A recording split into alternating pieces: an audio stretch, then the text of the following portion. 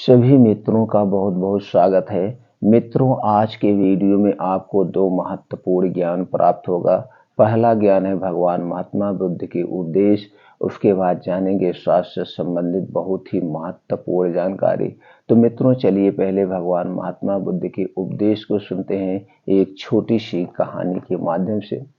शाम पूरी तरह से ढल चुकी थी। गहरा अंधेरा होने लगा था। तथागत ने शिष्यों को विश्राम करने का आदेश दिया। सभी शिष्यों ने बुद्ध के आदेश का पालन किया और विश्राम करने के लिए एक उचित स्थान का चयन कर लिया। इससे पहले सभी निद्रा में लीन होते, बुद्ध को एक अद्भुत कथा याद आई जो उन्होंने अपने शिष्यों को सुनाई। यह कथा तब की है जब पृथ्वी पर हर जगह प्रकाश नहीं था, अग्नि नहीं थी, चारों ओर अंधेरा ही अंधेरा था। एक गांव के लोग सदैव अंधकार में ही जी रहे थे, लेकिन फिर भी उनके मन में अंधेरे को दूर करने की इच्छा नहीं थी। उन लोगों ने बहुत उपाय किए, मंत्र, श्लोक पढ़े, बूढ़े सयानों से सलाह ली। जब सब बेकार चला गया तो एक दिन बैठकर अंधेरा भगाने की समस्या पर सामूहिक चर्चा की गई, मीटिंग की गई। अब आम सहमति से फैसला हुआ कि गांव के सब लोग अंधेरे को टोकरियों में भरकर फेंकेंगे, उसे गहरी खाई में डाल दिया जाएगा। एक ना एक दिन तो उसका अंत हो ही जाएगा। यह बात इतनी उचित लगी कि गांव के सारे लोग अंधेरे को टोकरियों में भर भर कर खाई में फेंकने लगे। दिन, महीने, साल, युग बीत गए। पीढ़ियां दर पीढ़ियां टोकरी भर भर कर अंधेरे को खाई में फेंकती रही, लेकिन ना तो अंधेरा गया और ना ही खाई ही भरी। लोग ऊब गए, हार गए। साल दर साल हर व्यक्ति अंधेरे को टोकरी में भरकर फेंकता रहा। अंधेरे को फेंकना एक प्रथा बन गई। फिर एक नई पीढ़ी आई, उसे यह रिवाज निरर्थक लगा। उस पीढ़ी का एक नौजवान एक दूसरे गांव की सुंदर सी प्यारी सी बेटी से शादी करके लाया, ब्याह करके लाया। वह उसकी दुल्हन बनकर गांव में आ गई। पहले ही दिन उसकी सास, ननद, ससुर, जेठ, देवर आदि सब उसके पीछे पड़ गए कि गृह प्रवेश बाद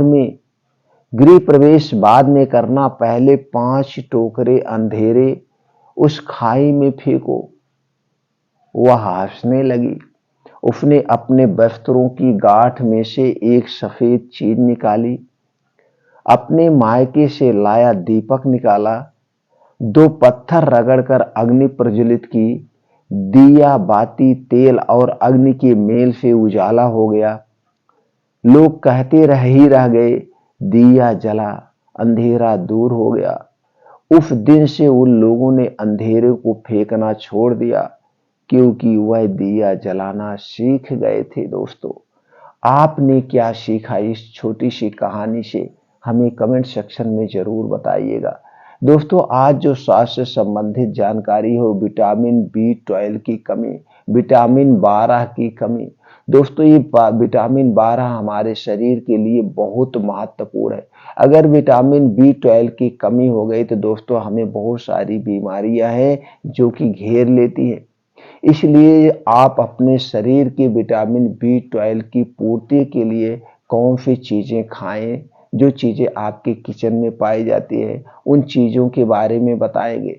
दोस्तों, जब आपके शरीर में या हमारे शरीर में विटामिन 12 की कमी होती है, विटामिन 12 की कमी होती है, तो हमारा शरीर अंदर से खोखला हो जाता है। हमें टेंशन, डिप्रेशन, पैरालाइसिस, हमारे शरीर में कमजोरी सा एहसास होना, हाथों पैरों में झुंझुनाहट होती है, या हमारा शरीर की इम्यूनिटी वीक हो जाती है।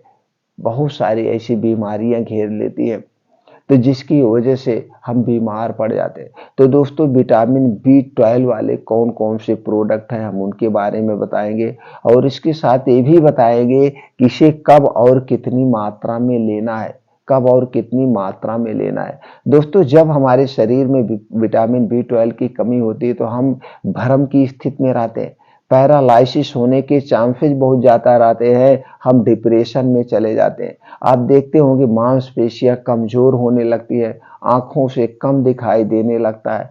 ऐसी बहुत सारी बीमारियां हैं जो हमें घेर लेती है। तो इसके बचाव के क्या उपचार हैं? कुछ बचाव के उपचार भी है, उन्हें आप कर सकते हैं और वो प्रोडक्ट के बारे में बताएंगे जिसमें वो सारी चीजें पाई जाती हैं। दोस्तों तो सबसे पहले आपको तो योगा प्राणायाम मेडिटेशन डेली करना है। इसके लिए आप 2 घंटे का समय निकालिए।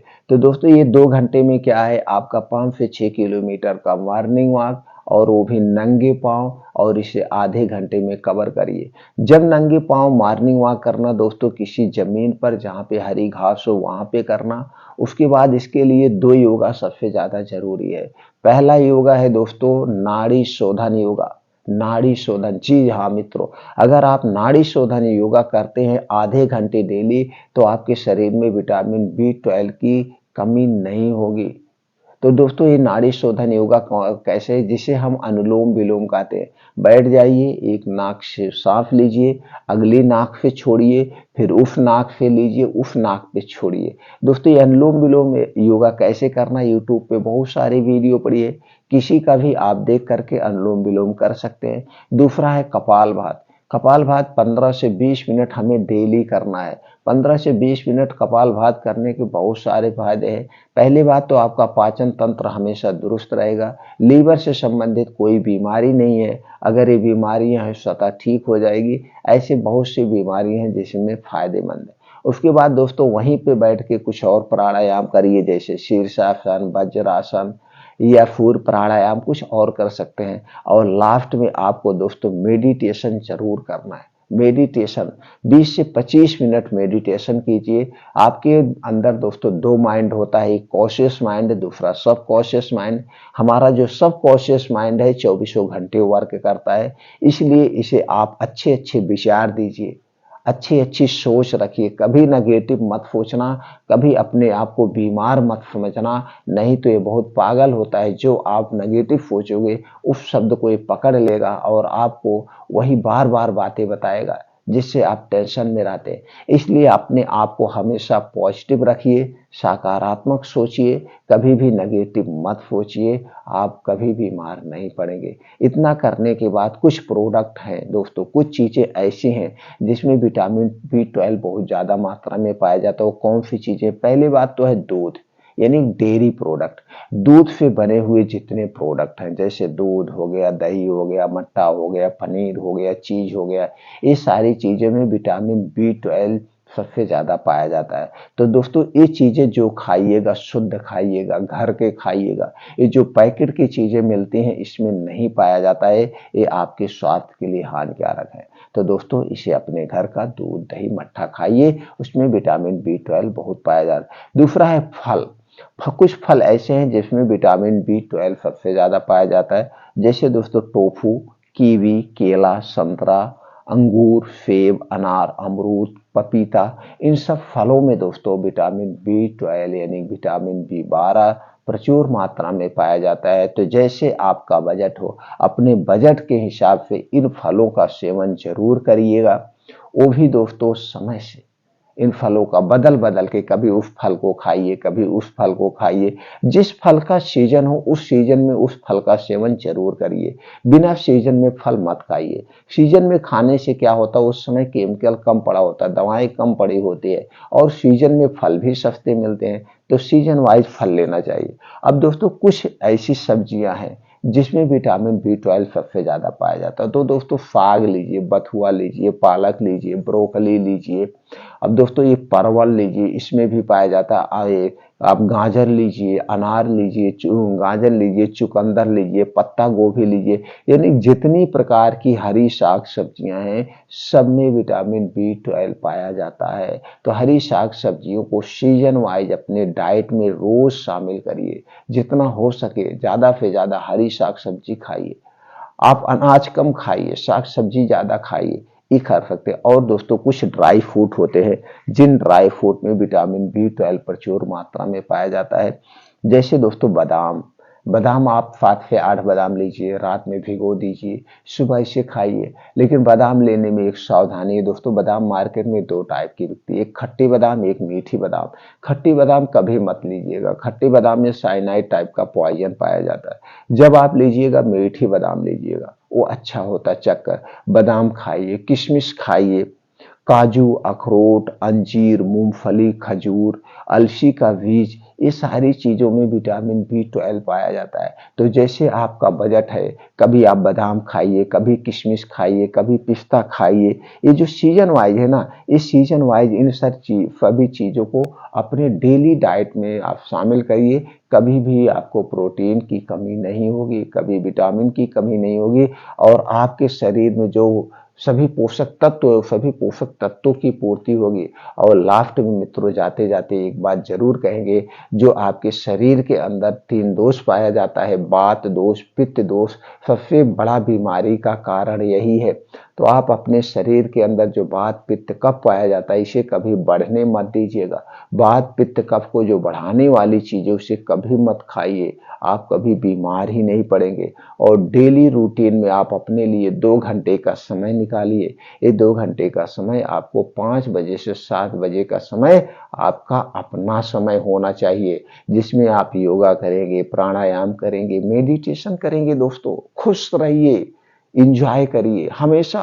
कभी कोई टेंशन मत लेना, कभी कोई दिमाग पे प्रेशर मत डालना। जो होगा वो होके रहेगा, उसे हम आप टाल नहीं सकते हैं।